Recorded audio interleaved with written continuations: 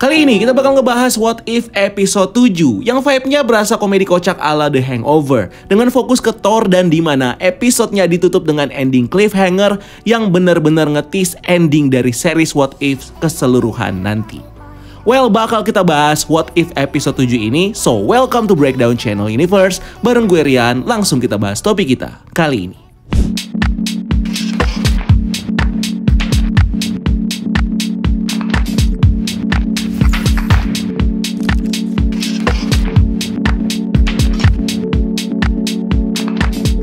Episode ke-7 What If yang berjudul What If Thor Were an Only Child, atau gimana kalau Thor jadi anak satu-satunya, yang menceritakan perbedaan Thor dengan Thor yang kita kenal karena tumbuh jadi anak tunggal tanpa saudara. Dimana kita tahu di MCU Thor memang sangat identik ceritanya dengan adiknya Loki yang ngebentuk karakternya menjadi lebih wise dan juga bertanggung jawab. Dan kelihatan banget dari cerita di episode ini, universe-nya memang berbeda banget cuma gara-gara Thor nggak punya hubungan saudara dengan Loki. Yang berarti udah jelas banget kalau hubungan mereka berdua adalah poin penting dalam MCU. Karena tanpa si Loki, si Thor nggak bakal jadi seperti yang kita tahu sekarang. Dan juga dengan Loki yang tanpa berhubungan langsung dengan Thor, si Loki jadinya nggak jealous sama saudaranya sendiri yang kita tahu di MCU malah jadi sumber masalah. Soalnya seperti yang dijelasin dalam episode ini, hubungan kakak adik mereka berdua jadi nggak terbentuk gara-gara Nexus event yang terjadi, yaitu saat Odin ngebalikin si Loki ke orang tua aslinya, Laufey dan para Frost Giant di Jotunheim, yang adalah ras aslinya si Loki. Dan karena Thor nggak punya hubungan saudara sama Loki, mereka nggak jadi saingan dan nyoba untuk ngejatuhin satu sama lain, yang ngebuat Odin nggak perlu ngebuang Thor ke bumi untuk belajar soal tanggung jawab dan untuk lebih bijak sama dewasa. Sementara itu Loki yang dibalikin ke para Frost Giant membuat dia dapat gelar Pangeran Jotunheim dan ngebikin dia jadi nggak tertarik buat nguasain Asgard ataupun bumi. Yang berarti segala film yang terkait dengan Loki seperti trilogi film Thor, bahkan Infinity War dan Endgame, bahkan segala hal terkait Infinity Stones dan Thanos, ujungnya kagak kejadian di universe ini. Dan pastinya masih ada perbedaan-perbedaan lain yang kalau dibahas atau kita teoriin bakal nyebar kemana-mana gara-gara ada efek domino yang nyebar ke berbagai macam hal cuma gara-gara Thor jadi anak satu-satunya. Tapi di episode 7 ini diceritakan lebih menarik ke karakteristiknya si Thor ini. So, kita recap dulu episode 7-nya ya. So, What If episode 7 dibuka dengan Jane Foster dan Darcy Lewis yang lagi merhatiin kejadian kosmik yang mirip sama awal film Thor pertama, dengan mereka di dalam mobil van yang ada di tengah gurun New Mexico. Cuma bedanya di sini nggak ada si Eric Selvig. Nah, si Jane sama Darcy lagi merhatiin keadaan luar angkasa karena mereka sempat nemuin bukti kalau ada sistem tata surya yang hancur gara-gara suatu kejadian yang ngeluarin energi kosmik tinggi. Dan mereka ngedetek energi ini mendekati bumi yang sebenarnya adalah Thor. Nah, di sini Thor malah jatuh di Las Vegas, bukan di New Mexico kayak di filmnya. Gara-gara panik sama kejadian ini dan juga takut ini adalah kiamat atau serangan alien, si Jane dan Darcy ujungnya nelponin S.H.I.E.L.D. untuk nge-warning alien invasion ini ke S.H.I.E.L.D. Tapi nggak ada hasilnya. Ternyata serangan alien yang dimaksud ya cuma si Thor dan kawan-kawan bareng Lady Sif dan Warriors of Three yang datang ke Las Vegas untuk party. Kayak anak-anak Jaksel pas lagi kagak pandemi. Terus kita tahu nih ternyata si Thor dan friends sebenarnya kabur dari Asgard buat party gara-gara si Allfather lagi Odin sleep sementara Frigga lagi cabut buat ngerumpi-rumpi cantik sama temen-temennya. Padahal si Thor harusnya belajar dan stay di Asgard. Di sini kelihatan banget kalau Thor sifatnya beda banget sama Thor yang ada di MCU yang kita tahu. Karena dia kelihatan banget gak peduli sama banyak hal, gak bijak, gak bertanggung jawab, dan childish banget. Dan kebetulan pas Thor dan kawan-kawan lagi mau cabut dari Asgard, mereka masuk ke treasure room-nya Odin dan ngelewatin Infinity Gauntlet lengkap dengan semua batu-batunya. Yang tentunya adalah Easter eggs atau referensi ke Gauntlet dan Stones yang palsu atau fake di film Thor dan Thor Ragnarok.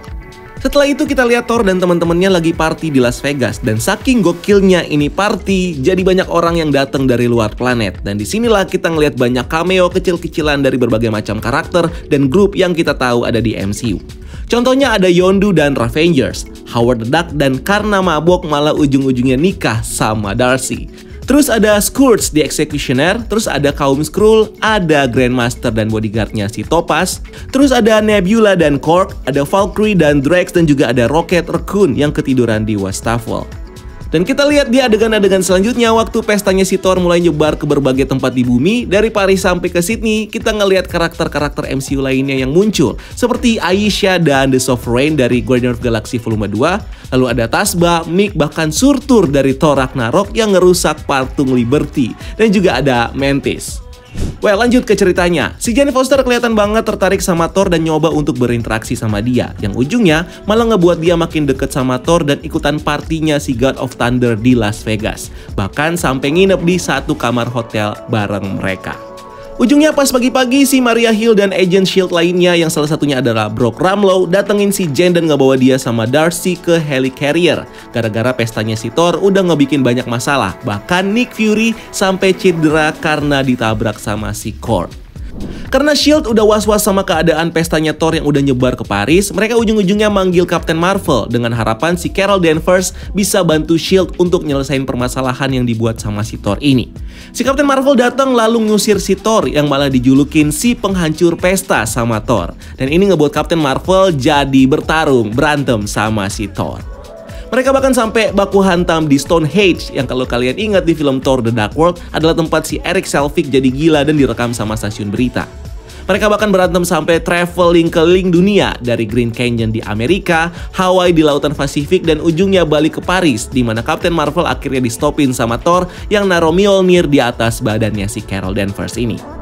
Nah, karena si Carol kewalahan untuk ngalahin si Thor, S.H.I.E.L.D. dan juga Carol jadi ngerencanain untuk memancing Thor ke tempat terbuka seperti padang pasir Mojave atau di Siberia yang bersalju, supaya si Captain Marvel bisa ngeluarin kekuatannya buat ngehajar si Thor, di mana kekuatannya Captain Marvel ini beresiko untuk ngancurin area sekitar kalau dilakukan di area yang banyak penduduknya.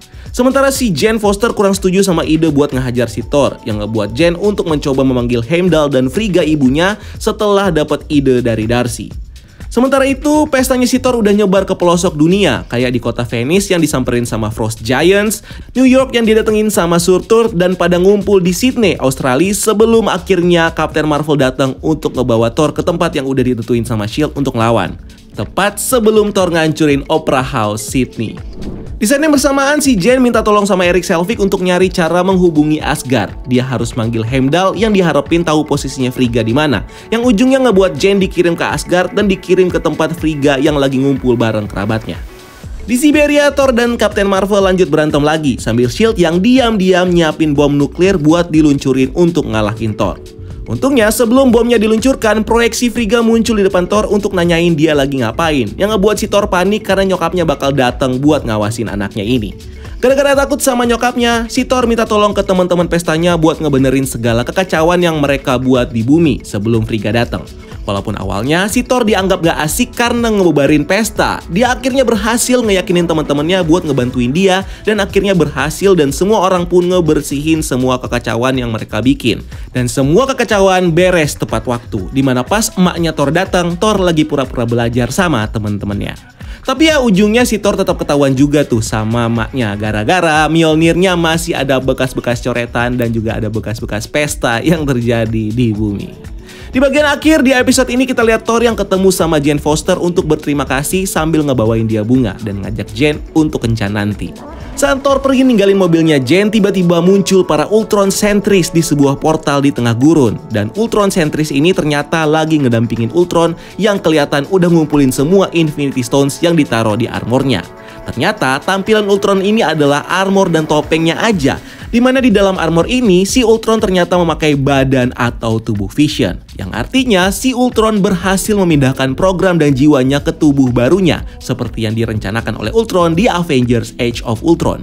Nah, kalau di Age of Ultron rencananya itu gagal karena calon tubuhnya itu malah dijadiin Vision sama Tony Stark dan kawan-kawan. Yang muncul di series ini justru Ultron yang berhasil pakai tubuh baru Vision yang bikin dia jadi tambah kuat, bahkan super duper kuat.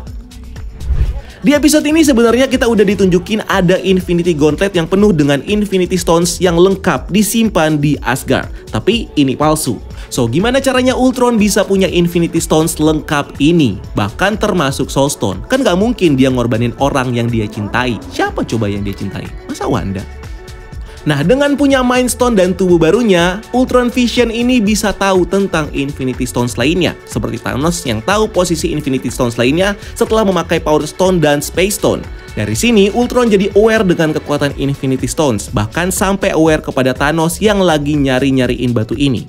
Ada kemungkinan dia bakal ngumpulin semua Infinity Stones-nya sendiri satu persatu, tapi bakal mentok di Soul Stone yang nggak bakal dia dapetin. Jadi daripada dia ngumpulin satu persatu, dia bisa aja nunggu Thanos yang lagi ngumpulin semua Infinity Stones buat datengin dia minta Mind Stone yang ada di kepalanya dia.